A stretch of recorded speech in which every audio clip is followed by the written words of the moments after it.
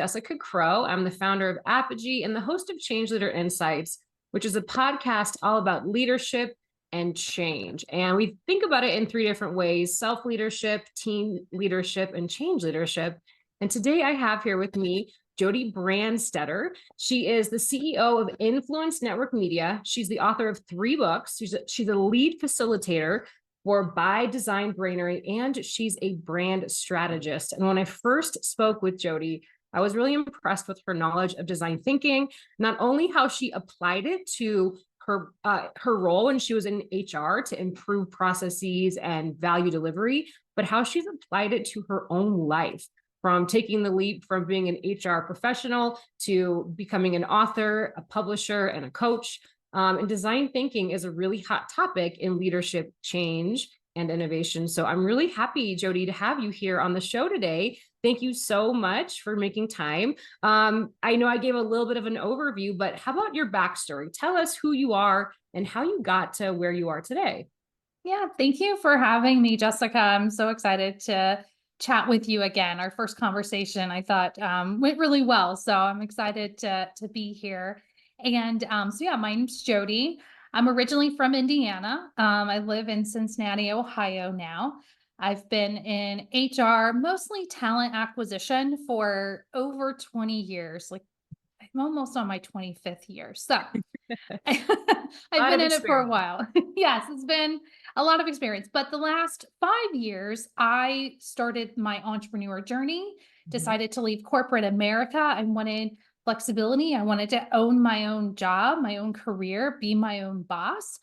So I did that by becoming pretty much a recruiter, a contract recruiter. I had a lot of stints where I helped when someone was on maternity leave to then evolving into a consultant for companies to help them use design thinking in their hiring strategies.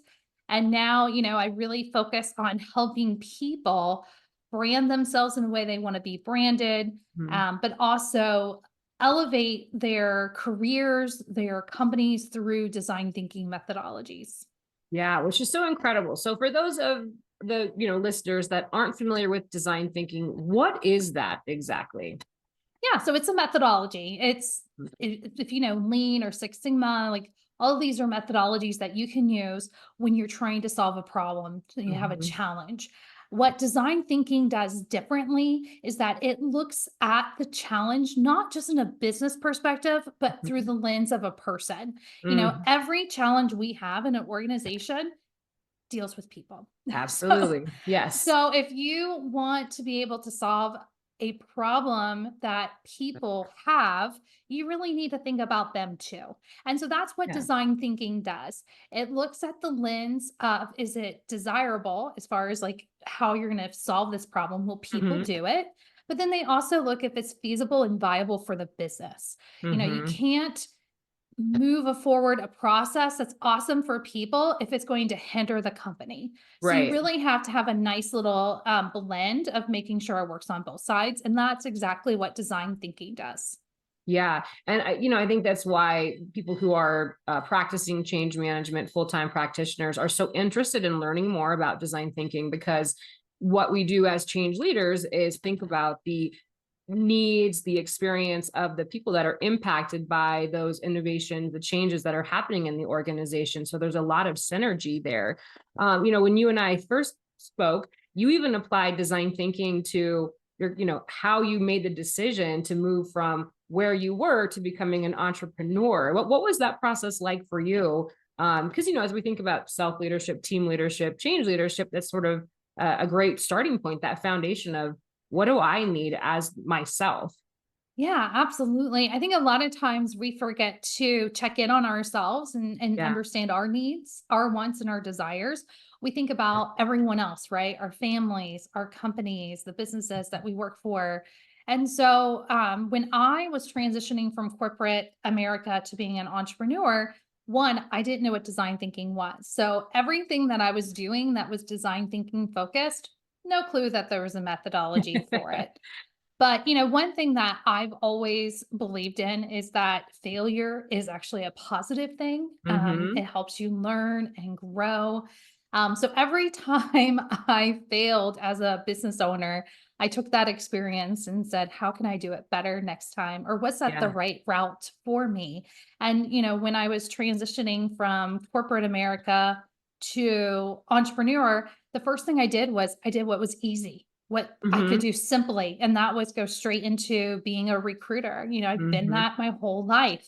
Even when I was a leader in an organization, I always continued to recruit. So it Hmm. was so easy to do that. And then I realized like I didn't push myself. I didn't Right. expand. I didn't ideate on Right. what are these other things I want to do. I didn't think about my purpose. Hmm. My purpose wasn't to be a recruiter for other organizations. My purpose was to serve others and to Yeah. help them do better. So, that is 100% like a general phrase that every design thinker is focused on is how can we Yeah. do better for others? You Yeah. know, Yeah. you don't focus on, I mean, yeah, you focus on yourself, but when you're thinking about solving a problem, it's usually not your problem you're solving. Right. That's a good point. And so, as you were thinking about applying and you applied design thinking to what, how do I serve others? From that came the idea to, okay, well, maybe I can, well, you started to research, I believe, design thinking at length and got really excited about it. And, you're like, oh, now I'm so knowledgeable in this space. I'm going to write a book about it. I'm going to write 3 books about it. Yes. Yeah. So one thing I learned when I became an entrepreneur is you have to separate yourself. You have to be the obvious choice to your clients. So Yeah. how can I separate myself from maybe other HR consultants? And the first thing I thought about was the methodology. If I Yeah. use a methodology, my clients will probably, want that, right? Every company loves to have a step one to a step two to a step Yes. three. It's nice to have a process.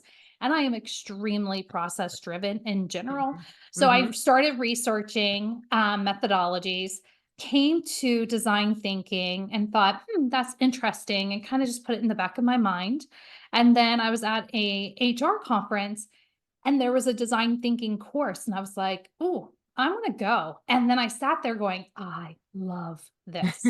I loved that it made me think outside the box. It made Yeah. me really think about who I was, trying to solve this problem for. Yeah. And all of a sudden, it made me realize that HR, the biggest thing that we do is experiences. We help Mhm. provide experiences for employees, for candidates, for our business, the business owners, so that that experience is something that people want to come back to and Yeah. they want to do it again, right? Like no one wants to hire someone and they don't come back to day 2, right? That's Right. like the worst experience. Right. So how do you keep them coming back? How do you keep them wanting to stay, coming back to their job or to their organization? Same with customers, you want Yeah. your customer to come back. So yeah, I just fell in love with it and then decided, well, I probably should be I'm like that person that like goes down a rabbit hole and doesn't come out. And so that rabbit hole led me to IDOU. I got the advanced certification Uh-huh. and fell in love with it, started using it with my clients. And then, yeah, I Mhm. was like, well, I know so much about it, might as well write a book. Share And that I, wisdom. yeah, and I wanted to share it in a way that the people who I serve can use it. And that's why I did Hire by Design, because it helps Mhm. you see it, how to use design thinking and hiring, which is Yeah. not the traditional route that most people think of design thinking for. They think Right. about products. So I'm like, let me shine a light on how this can work within the space that I know best.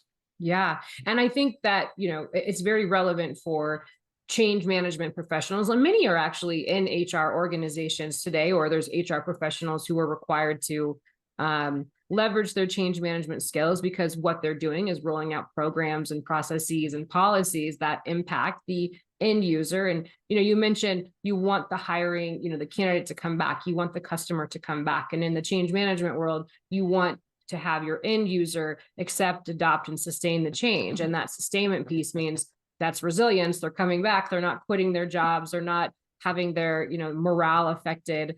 And so I think it's a really great way to, for people who are listening, think about, go learn more about design thinking and how you can apply that as a change leader, a team leader. And to that end, so if I am the manager of a team, and let's say I have a team that sort of gets along, sort of doesn't, and I want to help them become even more effective with whatever it is we're doing, HR or any function aside, how could I apply design thinking to that, to team leadership? Can you give me some examples that might be helpful for people who lead people? Yeah, absolutely. So the first thing you want to do is really understand your team and your Mm-hmm. team dynamics. And Mm-hmm. so within design thinking, that's understanding your audience. And that Mm-hmm. really lies heavily on empathy Mm. and observation and interviewing and really kind of understanding The the current state. individuals. Yeah, Yeah. the current state. And design thinking doesn't do focus groups where you take someone out of their normal state environment and ask Mhm. questions. It says to observe. So the first thing I would do if I'm and I do this whenever I'm a leader or in a group is Yeah. I sit and listen, Mm. and I just want to see what people are saying, what people are doing. And I take notes, and those notes are either questions that I have or just observations, or, like for example, if one of your team members always has headphones in, what are they Mhm. listening to? What are they doing? I'm curious. I'm a Right. nosy Yeah. person. And that's great for design thinking. You want to kind of be nosy. Yeah. So, you want to observe your team. Mhm. And then you want to go back and interview your team one Mhm. on one with specific questions that you want to understand. So if you see dynamics aren't working well between different people on your team, you're never going to know unless you ask what's going on. Mhm. Mhm. So you may have questions around there. You might have questions from your observation, like, hey, I see you have your earbuds in. Are you listening to a podcast? Is it music? Like what keeps you so focused at work that you're doing such a Mhm. great job, right? You're just learning about the person. Um, and that really helps you then understand what challenges are they facing. Right. We have assumptions that, Joe and Jan aren't getting along when actually they get along just fine. It's just that they're very open with each other. Their dialogue's very open. It Yeah. might sound aggressive, but they actually work well together. Got And it. Yeah. what the problem is no one understands that around them. And Got so it. all of a Yeah. sudden you have to make sure they know, like, Joe and Jan actually enjoy working together. They like pushing each other's, boundaries, helping them expand and continue to grow. So Yeah. you have to really get to know the team. So Mhm. you should never be stuck in your office all day unless you have back-to-back meetings. I totally get it, but you want to be out there with your team as much as you possibly can. Mhm. um Mhm. and if you're virtual, that's a little bit harder, so it's more of like having maybe a remote party where everybody's just working while they're on a virtual meeting together. Yeah. So you want to really get to know them, then you can start looking at how you can solve some problems or challenges they have. Got And it. then if you know your team that well, wow, how awesome would it be to bring someone on that team? How awesome would it be for a candidate to hear a manager who can actually talk about their team in a holistic, authentic way? Right. And I Right. want to be I want to be on that team. I want a manager who understands me and who I am and what drives me, what motivates me, what makes me excited, what, excuse my language, pisses me off. I want Right. that person. That's going to be a manager who's going to get me and to help me, be the best employee I can be.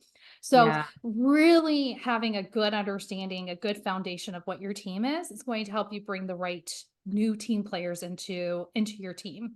Yeah, and go through that problem solving process that you mentioned. Mhm. When it comes to change leadership, change is often we rely on our managers, our frontline managers, to be those advocates and implementers of change. And that, if they don't have that good pulse on the people leadership piece, right? Maybe they haven't been trained themselves. Could they use design thinking to optimize and develop the team? And then so when a change is happening in the organization, then they could use their design thinking too, right? To implement with support from their leadership, the change across the team. So let's say they're implementing, I don't know, a new policy that affects people, right? There's a return to work a couple days a week. Like, how could I, as a team leader, leverage my design thinking to implement this policy? And I'm just sort of, based on what you're saying, it'd be understanding the team, like what works for them when they work at home, what works for them when they work in the office, and coming up with some agreements on how that's going to look and feel. And then, so that's sort of like using design thinking, right, to implement a change. Should I get that right? Yeah, absolutely. And if we just take that policy to the next level, so once you really understand your team and those Mm-hmm. dynamics, now you can be creative and innovative and come up with a variety of ideas on what this policy does. Right. Mm-hmm. So now that you understand your team, let's just say that, when your team's pulling reports, the best place to do that is from home, less Mm-hmm. distraction. So maybe what days do they pull the reports? Those are the days that they get to work from home, Mm-hmm. you know? Mm-hmm. So coming up with all these different ideas on how to, base this policy and then not just making that decision in a silo, Right. going back and saying, hey, team, I have all these wonderful ideas. Or bring your team into the ideation session, do brainstorming together and say, let's come up with ideas. But getting feedback, Yeah. understanding if it's going to work or not. Not saying that every policy is going to be perfect for Right. the employee, but how awesome would it be, Jessica, if you knew that a policy was being made for a return to work and that you In the first understood place, right? why, yeah, Yeah. why that was Yeah. happening, and that you saw that they were taking into consideration what the employees thought. So Yeah. much of the time it's closed door, you don't know what's going on. That uncertainty kills us all as people. I mean, it just Yeah. makes your creativity go down. Like, uncertainty is horrible. So just having a little bit of an open dialogue is something that design thinking can do, because you have to get feedback to continue through the process. And Yeah. then the other thing that, when you're thinking about this with design thinking, is the prototyping stage. A Yeah. prototype is not the solution. It's not the final solution. It's a Mhm. test. Right. Let's test it out. Let's take 90 days and let's test out this new back to work policy. And Yeah. throughout that time, I'm going to stress test it, see how it's working. And then we're going to say, is it working or not? And it Right. could be pretty solid, but just needs to be tweaked here and there. That's iteration. And all of a sudden, you have a better policy than what you Yes. created. And it still meets the expectations of the business and the people. And it's going to work well. Now, I'm Yeah. going to tell you, with that example, you're going to have people who refuse to come back to the office, and you're Right. going to lose them in general. Like, Right. this isn't perfection. This isn't going to like make, rainbows and sunshine is not, the end of design thinking, Yeah. but it does hopefully help you with creating a solution that's going to work well. That's going to, hopefully improve what's going on today. And the main thing to me is the iteration part. You don't just Hmm. let it sit there and gather dust and say, Yeah. this is the policy. We've had this policy for 5 years. No, you keep looking at it and going, does it still work? Is it still effective? Yeah. That And if coming it's back not, to it piece. yeah, come back to it. Like, nothing should be stagnant within your policies, your procedures. Doesn't mean that you're going to change them every 6 months, but you're at least Right. going to go back and revisit it. I mean, as an HR person and as a TA person, I tell people they should be applying to their own positions at least once a year, if not twice a year, Got to it. see how it feels, because Yeah. things change, right? Like, Yeah. all of a sudden, if you don't have a laptop anymore and you only have your mobile and you apply and it's a horrible experience, guess what? Other people like you only have their mobile. So Right. maybe you need to make it mobile friendly, or maybe you get rid of the application. I don't know, but you Right. can't fix it unless you know it's broken. Right. That's so everything that you've said, there's so many similarities, and I guess synergies between design thinking and change management. When you were talking about how some people will just never want to come back to work, we call those resistors or detractors in change management. And one of the biggest challenges in change management is bringing that end user, that impacted stakeholder into the process. Often change management is brought in after the strategic decision has been made, after they've configured or designed or developed whatever the solution is going to be, whether it's, a structure, people, process. And they're like, okay, change management leaders, go implement this change. And we're often advocating for, hey, we need to be further upstream in the process. By the way, so do these impacted stakeholders. But what you're giving us in this conversation is a tool to say, let's leverage our design thinking. Let's bring that into the conversation to make this a holistic end-to-end experience. So, I love that. I'm really excited about this conversation because I think we can leverage design thinking to do just that, to be a part of those strategic conversations, to do that prototyping, to be iterative, and to not work in silos and just implement things and really think about, if we're going to do this, how does it impact my team? How does it impact other teams? And have more collaboration, I guess, across the organization. Yeah, absolutely. Does design thinking, oh, go ahead. I'm sorry. I was just going to say, HR has the same problem. We Yeah. get thrown in at the end. Like, Yeah. hey, Like, here's fix the work. this. Here's the workforce planning. Go find these people in a place that no one lives. Go, be. And so that's one of the reasons I thought design thinking is great for HR too, because Yeah. it's a strategic method of solving problems that you can do within your own team and then highlight it to the rest of the organization, saying, look what we were able to do with this tool that we have. And oh, by the way, if you include us in these conversations, like that's, so it just gives a lot of reasons why leaders or other departments want to work with you and bring you in earlier than later. Well, the whole adoption piece becomes almost a non-issue because you're building that into your process by having people involved early on and helping co-create not just the plan to implement, but the actual solution. What do you think are some of the most challenging aspects of being able to implement design thinking? And I'll just give an example. I feel like I know from experience, time. There's a lot of, we've got a deadline. We don't have time, we don't have 6 weeks for this to happen. We don't have 3 months to test this out. Is there a place in design thinking where, building the business case, and I'm sort of like, I guess, brainstorming right now, but how can we leverage design thinking to advocate for just more appropriate or feasible modes of operating without impacting the business and our, organization's ability to be responsive and competitive? I mean, how would you, any idea there? I mean, design thinking is not something that should take, it can take 6 months, right? But you can do it in a day. Like legit, when you talk about a policy, it's not like you're building a product, right? You're talking about a document that you're, trying to build. So, one thing I would say is, if you're concerned about the timing or the amount of effort each step takes, put it through a very simple problem and solve that before you go to your bigger problems. Yeah. Because once you do it, just like everything else, the more you do it, the more comfortable, the more, you include it into, it becomes part of your process and everything. So that's one thing to think about is don't put it in the largest problem that you have in your organization. Right out the gate. Yeah. Maybe find something smaller to play with. Right. And this is very much a playing type methodology.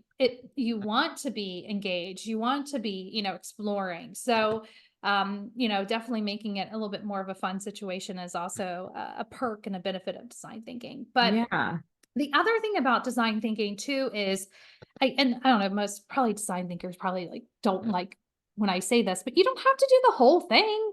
Like you're trying to figure out how to find more candidates in a specific, area of the world. Brainstorm, do a brainstorm session. That could be literally 5 minutes. I mean, it doesn't have to be like 20 minutes of like coming up with ideas. Because if you think about it, you have 10 people in a room, you give them a minute, all of them come up with 10 ideas. That's 100 ideas. Yeah. Do you need more than that? No. No. And in fact, when you see those 100 ideas, you're then going to be able to say there's themes and say, here's this theme and here's that theme. And all of a sudden you're clustering all these ideas. And then you're having a conversation saying, oh, I really like this idea, but a concern that we have would be X, Y, and Z. Then one of those other 9 people either, give you the reason why that's not a concern, or say, you know what, I get that. I see that. Look at this idea. This idea looks Mhm. really amazing. And all of a sudden you're coming together maybe in a 30-45 minute session, and you come up with maybe 2 or 3 ideas on how to recruit a candidate in a space that is hard to find, a hard skill set or a hard location. And it took you 30 to 45 minutes. And now Right, you have a right. strategy to move forward with. Just like, so you don't have to, in my opinion, go from step 1 to step 2 to step 3. If you already understand your audience, Yeah, move forward. If you already have like 5 ideas, prototype them, right. test them out. It's one of those things where I feel like it has a nice flow if you go from step 1 to step 5, but I think you can jump in at other steps and still get the benefit of Yes. it. Yeah. So don't feel like, and that's the other thing, like everyone's like, I have to go from one thing to another, like a robot. No, we can, we can change it up. We can, you can start with the prototype and realize you failed. It was the worst prototype ever, and say, I need to go back to Go back to one go step. back. But that doesn't mean you can't start there, I really so like that you're saying this because there's a lot of people that I have coached in change management and especially project management. No offense to project managers, but they're very linear. Like, I got to do this and this and this. A lot of it's around documentation and following the steps. And it makes sense. And it's refreshing to hear that, adapt this methodology based on what your needs are, what the current situation is. And I would say the same applies to change management methodology. If you're stuck in this rigid, I have to do these things, and you're not thinking about it right. It's about meeting people where they're at, and that includes your team and, the broader organization. So that's a key message, folks. Adapt. yeah. Adapt your methodologies. And let me give you like a super easy, fast way to ideate and do a Yeah. brainstorm session, Yeah. because people are probably like, we don't all go in the same office anymore, Jodi. Like, we're not Yeah. there together. And I get it. So I'm going to go ahead and share what's called an e-storm. And that's where you put your problem out there. You shoot an email to like 10 people and say, Uh-huh. hey, here's my problem. Can you send me 3 ideas to solve it? And Oh, then all of a fun. sudden, you now have 3 ideas from 10 people. You have 30 ideas, and it was an email that you sent. An Yeah. email. Then you can then look at those and cluster and theme them out. And maybe you have like 3 ideas that you feel like are solid. Shoot them back to the 10 people that you asked the problem and say, here's my top 3. Which one would you start with?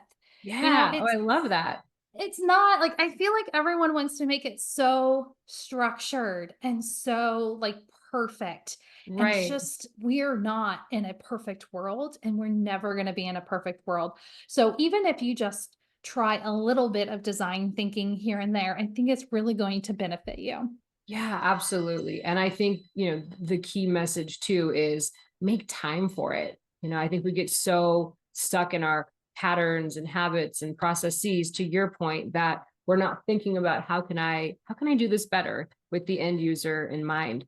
Jodi, this was a wealth of knowledge. Where can people go to buy your books, to get coaching from you, to learn from you? Where's the best places to find you on online or So wherever else? yeah, so all of my books are on Amazon. So you can put in Jodi with an I and then Brandstetter. And if you don't think there's a T in it, just add another T. There's a lot of T's to the last name. But you can find all my books there. And then my favorite social media and my go-to is LinkedIn. So please connect with me there. I connect with Wonderful. everyone. And I share all my content there as well.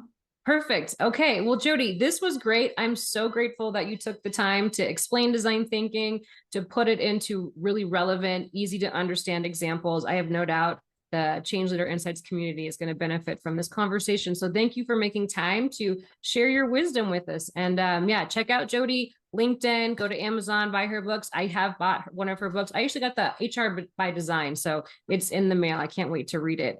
Thank you again. Have a great rest of your day. And yeah, I look forward to keeping in touch with you.